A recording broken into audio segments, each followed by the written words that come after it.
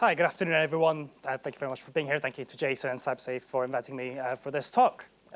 So I'll be talking about a few studies that we've run. So my talk is fairly light on methodology, which might please some of you, might anger some of you. I'm always happy to clarify the methods later on in the questions or afterwards. Trust no one. Yes, it is provocative on purpose. You do have to trust someone at some point. But to get started, I think we should all be on the same page, right? So hopefully this isn't too challenging. So feel free to shout out. What is phishing? Do we know what phishing is in this room? What is it? It's when you fish. It's when you fish, exactly. So it's when you're trying to impersonate someone or something and trying to get someone to do something that they should not be doing, which is very common. My next question, which again, hopefully it's not a tricky one. As Jason said, you probably came here expecting to hear about phishing at some point. Why is it a problem for organizations? Again, feel free to just shout out. No wrong answers. Well, there are some wrong answers, but feel free to shout out anyway. Because it's easy. And when we see the most common ways of compromising an organization, usually phishing tends to be featured quite heavily, and it's quite simple for attackers to carry out. Great, so we're on the same page, great. We won't do tons of background stuff. So phishing has evolved over the past few years, or the past few decades. We've seen it go from things like the one on the left, which is TV licensing, which if you know where to look and you're looking at the clear markers that you're taught to look at, and you look at the email address, you can clearly see that it's probably not a real message because the TV licensing would not send an email from postmaster@mg.ltad.com.ng, right? Don't know what the real email address is, but it's definitely not that one. So we've seen those for a very long time. They've been around for a very long time. They got a resurgence in 2020 when older adults were asked to start paying for the TV license. That's my last mention of older adults, by the way. And then we've seen the evolution move over to a bit more sophisticated, like the one on the right-hand side. So for context, Sean Lawson is my head of department, so he's my boss's boss.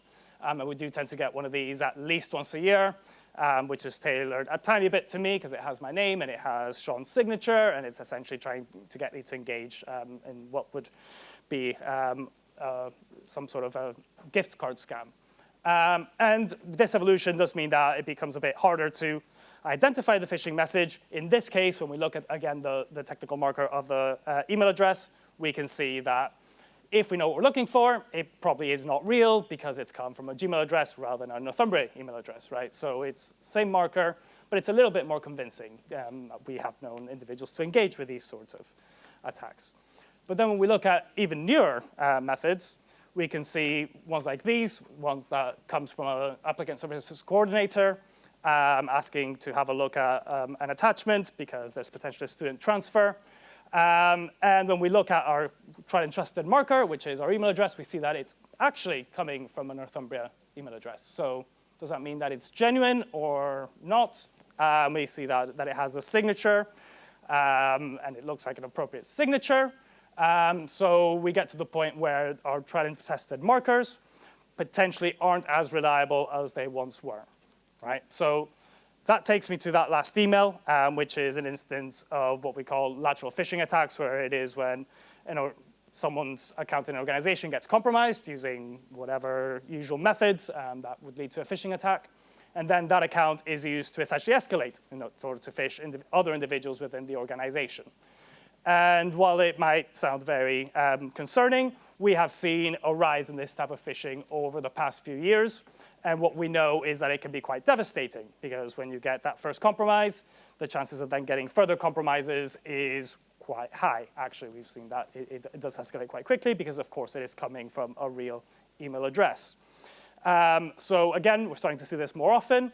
And one of the problems is that the markers that you would tend to use potentially as an end user in order to identify this as a phishing email, not quite as reliable as they once were. So what we did in our first bit of research, this was led by Naranjan, who's actually in the audience, so if you have any questions about this, please do ask him really difficult questions.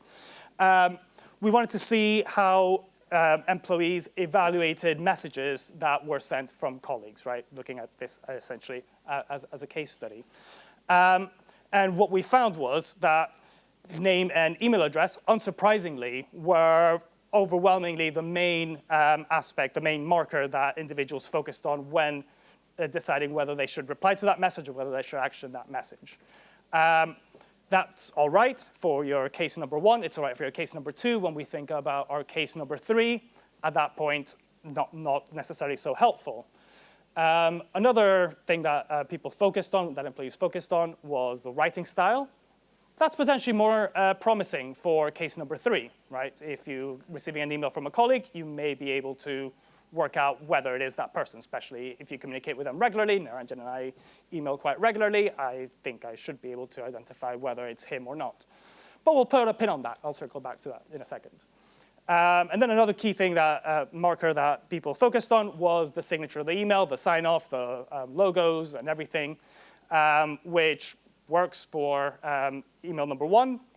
In email number 2, we've seen that can potentially be recreated. Email number 3, again, if someone has control over an organizational email account, it's not necessarily that hard to work out what the format is for a signature or what the sign-off is. Obviously, you could just have it by default enabled on that account anyway, so it's not the most reliable marker. So let's go back to our writing style. So again, as I mentioned, you would imagine if you're someone that you communicate with regularly, you might be able to work out whether it is doing the writing or if it's someone within your organization, maybe you can sort of work that out, you'd imagine. But unfortunately, it's not that straightforward. So I will give you a little bit of method for this one, just so you understand a bit more. So what we did, we did some interactive interviews with employees in different job roles. And part of what we got them to do was to look through their organizational emails and upload examples of them having conversations with colleagues. There was a specific criteria for the types of messages we were looking for. And we used those in the interview to get them to talk us through their methods and what they had done and how they evaluated them and so on. Except there was one trick. And for one of those messages, we edited it. And we edited it slightly, but we edited it enough to add an extra action and add a link of something that they had to do. And during the interviews, we asked them point blank what their approach had been for that very specific message. We did not tell them it had been edited. And most of our participants actually made no mention to the fact it had been edited, and some of them actually quite engaged on the fact that they had engaged with this link, that had filled out the form or whatever it is that we had added. So while you might imagine that you might be able to identify changes, actually in practice, not that simple. And I should add, these were messages that they had received in the past, that they had engaged with in the past, and that they had looked at a week before the interview and uploaded specifically for us to use, and they knew we were going to use them. So you would expect a 100% hit rate on this one because they had seen them very, very recently. So with that in mind, if we can't trust the markers, what other things can we do to try and help people understand phishing and understand why they should be protecting themselves from phishing? And one of the things that we've seen for a long time in academia is that for your regular person, nobody in this room, but real people out there who are not obsessed with security, it is very difficult for them to very concretely think about what it is that happens when an incident happens. So you're going to click on a link, and you're going to enter your password, and your account might get compromised if it's not a real website. Great, but what does that actually look like, right? We can all sort of imagine, but what does that actually look like? So what we wanted to do here was develop a demonstration of what the whole lifespan looks like in terms of a spear phishing attack, right? And do that in a succinct way, aimed at lay individuals to give them a better feel for why they need those protective measures, right? So this has been used in some training for security experts and for security students and so on. As far as we know, this has not been done with lay individuals. And as I mentioned, what we did was a demonstration under 20 minutes where we demonstrated the recon on different accounts, obviously not real people. We set all of this up. We demonstrated how you would use that information from social media in order to craft a website. In this case, we used Facebook. This wasn't organizational, so it was congruent with the individuals that we did it with. And then how you would craft an email message with a link that would take you to the cloned website. So this is a cloned website, looked exactly like Facebook did at that point. And then when you enter your username and your password, based on the context that was put in the email, that essentially gets sent straight to our server, no matter how long the password is. And we made it a very long password just to hammer that point through, a very long password, and you get it in clear text on your server. And then we talked about the repercussions and so on. So one of the key findings here was the memorability over how easy it was to conduct this sort of attack, a spear phishing attack, right? And this persisted over 6 months. So we did the demonstration, we did some interviews, and then we went back to them after 6 months. And the main thing that they remembered is, oh yeah, that was quite easy. And actually here we have an example of one of the quotes where they say they had no idea how it was done beforehand. They had an idea about the dangers and how the attacks were essentially, but not how easy they were to do. And why is this important? Because one of the things when you talk to people about phishing, and in particular targeted phishing, is, well, I'm actually not that important, right? It takes effort to do this, so there's probably other people that they want to target other than me. By demonstrating how straightforward it actually is, because it is, if you have the knowledge and you have the right tools, all of this was done using open source tools, right? So did this not cost anything? And kind of gives end users the understanding that they could be targeted and that they should be questioning the different contexts that they're getting. Yes, you can use it to demonstrate markers as well. We did. But I think the broader picture is this is what is happening, and these are the dangers, and it's important to be aware that it's straightforward to do. Of course, the challenges, there is a requirement for some sort of technical expertise to develop these and run these. And in the way that we did it, obviously, if you're doing it in an organization, you'd have a bit more control over this. But the coping behaviors, the takeaway coping behaviors, weren't necessarily the ones that we were hoping for. So for example, one of the long-standing behaviors was, okay, I now realize that I need to change my passwords regularly all the time just in case this happens. I was like, I like your sentiment, but wrong execution, right? There are better ways of dealing with this. But of course, people have talked about messaging and how you put that together. Combined with another strategy, you could deal with that sort of thing. So breach and attack demonstrations, potentially a nice way of contextualizing an attack. But of course, people have talked about having the right message and looking at the specific issues related to an organization. But so how might you do that? So we know that people are quite social about many things in life, and in particular around, well, not in particular, but definitely around security, where they turn to others in order to understand more about security, what they should be doing, understanding different policies and so on. And we'd seen in other contexts, so we've done research not in a security context, discussions in order to help individuals shape policies and give feedback to management and contribute to improved changes in policies.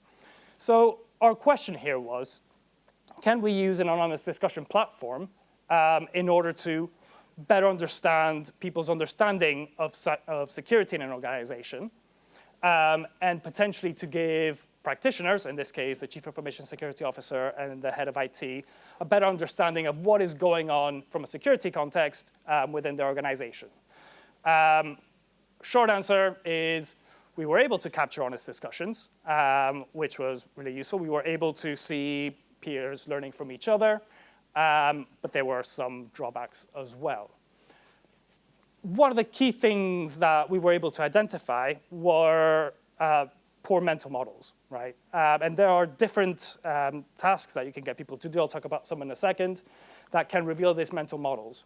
But having open, anonymous conversations did lead to some very interesting insights, right? So we know from literature, you probably know from experience, that simulated phishing attacks don't always land really well with employees, right? And it potentially creates some issues around trust and people feeling that, okay, well, the IT team are trying to get us, and it doesn't always go down really well. So that's not necessarily revolutionary.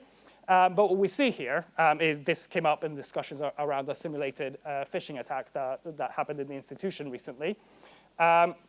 The last one was awful in that it was too convincing and not the kind of email that I would ever think a phisher would actually send. It felt like an unfair test. I think most of the genuine phishing emails I get are very obvious, so it was unnecessarily deceiving. So that kind of backs what we know about simulated phishing attacks.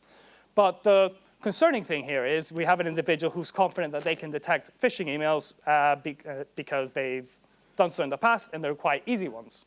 So part of this is around the messaging, right? So making sure that individuals within this organization understand that phishing emails are becoming quite sophisticated and might need to pay closer attention to the training that is being provided. I cannot say what organization this was. But again, well, it is quite helpful to get mental models around what is happening within the organization.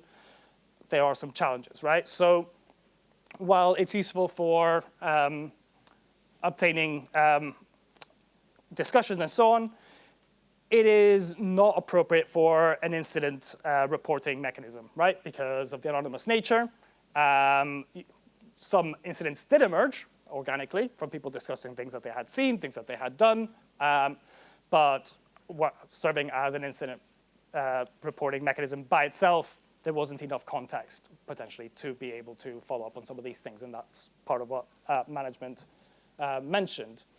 And then the other one, which you're probably thinking as soon as I said an anonymous platform, is around moderation, right? So we know that anonymous platforms can lead to toxicity and people having flame wars and whatnot. So yes, we did have careful moderation. So in the past work that we did, we followed a similar process where we did pre-moderation, where 2 times a day, all the messages that had been submitted were vetted, and they were vetted essentially for civility, not necessarily for content. And then they were released at specific times. In our case, this was a 2-week deployment at a large institution of 3,000 individuals. In this case, none of the messages had to be removed. None of the messages had to be edited. So people were very nice. They were respectful. Might be different in other organizations. It's worth considering as a potential limitation. But key benefits, given the discussions that were had, given the mental models that were exposed, it is possible to tailor training initiatives in order to tackle issues that are really relevant in your organization that come up through those open discussions. And actually, you don't even need to necessarily extract it from those discussions. There were specific discussions that organically emerged around direct ways of improving the training provision. So there were discussions between members of staff saying, well, this isn't working very well, or these are specific scenarios that we would like to be, that we'd like to know more about, which is very valuable because then you know the sort of things that you might want to cover. This was an academic institution. So for example, one of the scenarios was, we want to know what we do when we get an email from a prospective PhD student, and it's got all sorts of attachments of proposals and grades and so on. What is a safe way of dealing with this? Because it could be potentially a security issue. Other organizations will have similar situations that are not quite as clear-cut about how you handle.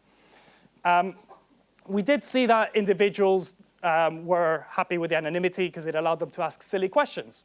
And that is actually a very helpful thing because we do know that people do want to do the right thing.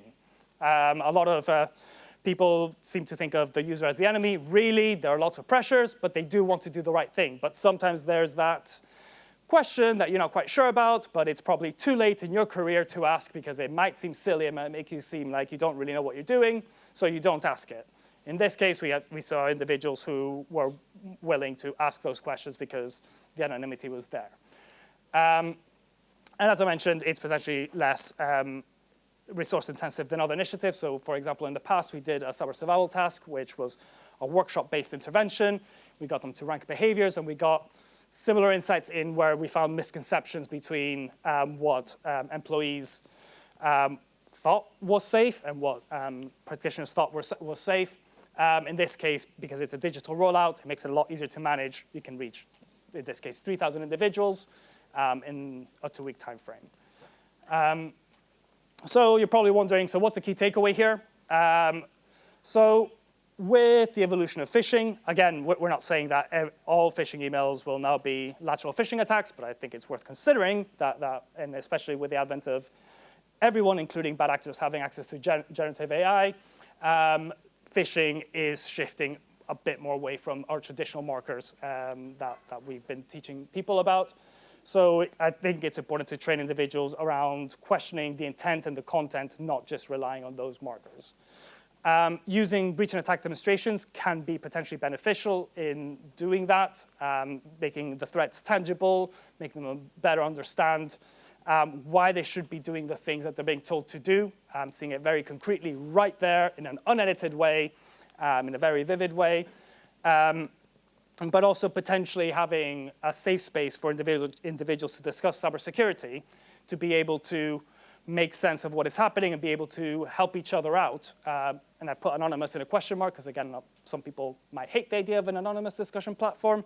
We tested it as anonymous. Future work maybe we'll test it as not anonymous. But the key thing here is rather than having it running 24/7, which can cause issues with engagement, resourcing, and so on, what we saw, a lot of the conversations that were being had on the platform were about recent changes to policy, recent technological rollouts, and so on. So possibly a way of managing this is at key points when, in times of change, could be a useful way of obtaining better insights about whether end users are understanding what is going on. Don't know how we're doing for time. I meant to have put a timer, but thank you. That is it from me. I'm happy to answer any questions.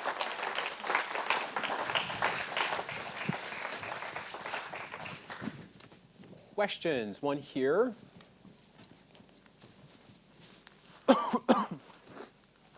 Hi, yeah, Oliver here. Really interesting talk. I think maybe the question for me, I don't know if other people have the issue.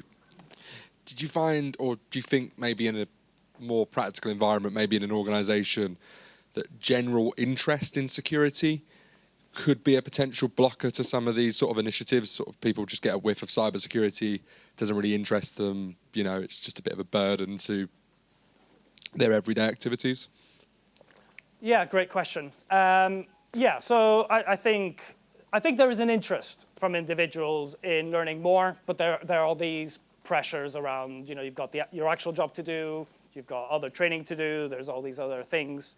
I think, so for the breach and attack demonstrations, the key is probably making it interesting, right? So you kind of go, this is the real life cycle of a real life attack that we've put together that represents what actually happens. Learn more about it. Obviously, this will protect you in your personal life as well. The discussion platforms, I think this is something that we've discussed within the team. I think rolling it out at specific times, as I mentioned, means that you can continue to make it engaging. I think having it, you have a discussion platform just for security all the time, probably you would see a fall off. And what we've seen with these sort of deployments, as I said, we've done it in different contexts, not just security. There is a drop off in engagement after 2-3 weeks as people kind of say their piece, learn something, and then move on. So it wouldn't be a continuous thing that you run. It might be more targeted to specific occasions. It might be that it is something that is rolled out alongside other potential I'm trying to say contexts that you might be interested in finding out about in an anonymous way. So it's not just a security platform. The way we tested it out was just as a security platform. So I agree. I don't think people would absolutely love if there's all kinds of different security initiatives that they have to do all the time. I think it probably is around the timing more than anything else. Any more? Yeah, sorry. Hi, thanks, James. It's a really interesting discussion. So I suppose this is a question to you, but also to everybody else. I've had some success in doing things similar to this, but where we try to get the employees to put themselves in the position of the attacker rather than the recipient. And I find it takes the defensiveness away, and it takes that kind of feeling of being blamed for something away. I don't know if that's anything that you've ever had any experience implementing, or if if there's any research of that being sort of looked into. Yeah, great comment, question. So I'm not aware, feel free to jump in if anybody knows. I'm not aware of any research around that. It is something I do with my students, so it's not organizations, but it is something I do with my students. So I teach cybersecurity, so it's very different. But it seems like that would be a nice way of doing it, understanding the attacker mindset. And therefore, by understanding the attacker mindset, it's a bit of fun because you're the one trying to compromise someone else, right? But then it means that you do learn those techniques, and therefore you understand how to protect yourself. So I haven't done it in any research. I'm not aware of research that has done it. I do some sessions with my students around this. They like it because they get to act as the bad guys. Well, if you have any sort of results of that being a pipeline into them becoming an attacker, then let me know. But thank you. Can't possibly comment on that. It's a very interesting point because I'm not sure if you're familiar, you or anyone else are familiar with the NCA, National Crime Agency in the UK. They have done some really excellent research over the last, well, probably this is a little while ago, on pathways into cybercrime. And one of the bits of research basically points very strongly to video games. And not video games playing video games, but video games playing video games and then recognizing, hey, I can sort of hack this video game to make it a bit better, or to make things easier for me, or to automate certain parts of the process. And they released a report that showed actually that there was a very clear pathway between playing video games, modding or hacking video games. Oh, well, if I can mod and hack video games to do what I want to beat my friends, what can I do with this banking website? What can I do with this food delivery website? What can I do with, etc. So it is called Pathways into Cybercrime, and it's from the National Crime Agency, but it's about at least 5 or 6 years old. We should be capturing those people, indeed. Unfortunately, most of them are teenagers in their early teens, so I don't think we can employ them yet. You have a person that, yes. Hi, Stephen from Amalfi Technology. We do cybersecurity training for small and mid-sized companies, and everything I've seen today is all about one brush stroke fits everything.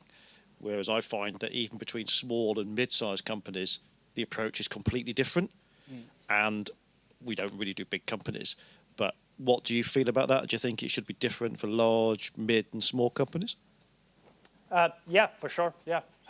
So I think probably. I mean, everyone. I think from what I've presented, and I think what I see other people presented, it's just about how you adapt it so that it fits with your organization and it fits with your audience. So one of the key things when we did the breach and attack demonstrations, as I mentioned, that was in a corporate context that was looking at specifically younger adults because of some of the research showing that they have poor cybersecurity habits. But one of the key things that came out of that, one of the themes that they really liked about that demonstration was how it was really tailored to them. So they were like, okay, so I can see how I use social media and I use this social media platform, and I can clearly see the pathway about how this could be a problem. So I think the way that you would apply these sort of things, whether it's an anonymous discussion platform, whether it's in a breach and attack demonstration, you would look at the context within your own organization in order to do a deployment or do an implementation that fits appropriately. As I mentioned, with a breach and attack demonstrations, it could potentially be more difficult in a small organization because there's less resources. It might be just an individual who's responsible for this who would need to create this attack demonstration. One of the things that we've been toying with is a video the same as a live demonstration? We're not sure. I don't know if anyone has research on that. We've seen that videos can be effective in other disciplines for demonstration purposes. But one of the things that people did really like about the breach and attack demonstrations was this is it. This is a live environment. We're showing you from beginning to end how it works, no cuts. So potentially. So, but I agree. I think different, not even size of organizations, just different organizations would probably want to implement things in a different way so that it fits what they do and it fits their own context. Don't know if that answers your question or not. Brilliant. Last one, I think. Do we have? Thanks. two very brief points. Jason, 2015, some of the biggest users of DOS services were gamer kids knocking over each other's servers. So again, it's that I can do this thing in what is a low impact influence. What else can I do with it? I just want to talk about the the attack demonstrations and so on. I think one of the problems that I've seen when that is done badly, and I'd really be interested in your opinion, quite often those are done by techies, and techies go, this is really cool. Let me show you this really cool attack. And they don't necessarily think about the likelihood that their audience is actually ever going to experience that attack. And yes, it's really cool, but if there's nothing you can do about it, if you're never going to see it, it's kind of a wasted time. So I don't know if you've got any thoughts on, I don't know, almost the clarity of the call to action. What do you expect? You've shown me a really cool thing. What do you expect me to do about it? Yeah, excellent question. So I definitely agree. And I think when you look at the academic literature around protective behaviors, if you're just showing that, if you're just scaring them essentially and saying this is a bad thing, then it's not going to cause any behavior change because they're going to go, okay, this is a bad thing, great, I guess I'm in a pickle then. So part of what you have to do is help them out, essentially give them some self-efficacy in that, okay, this is then how you deal with that. So in this case, that we did do that. So the second step was, okay, so ways that you manage your social media presence. Here's some quick steps, two-factor authentication. This is exactly how you enable it, and those sort of things. I agree that you need to be careful with the attacks that you pick. Obviously, if you're doing a really cool demonstration about a denial of service attack, well, okay, as an end user, okay, well, what's the point, right? In this case, we chose spear phishing because it is a very user-facing attack. It's something that we know for this population happens a lot. And I think this is what I mean about, you have to be careful about, in every organization, it will be slightly different. And potentially one of the reason why I had the anonymous discussion platform on there is because that might be a nice way of kind of seeing the sort of things people have misconceptions about. And I go, okay, right, maybe I can contextualize this a bit more with an attack demonstration. In our case, it was spear phishing, but it could easily have been password guessing, or it could have been something else. So yeah, I think that's an excellent point, yeah. Cool, brilliant. Well, thank you very much. Thank you.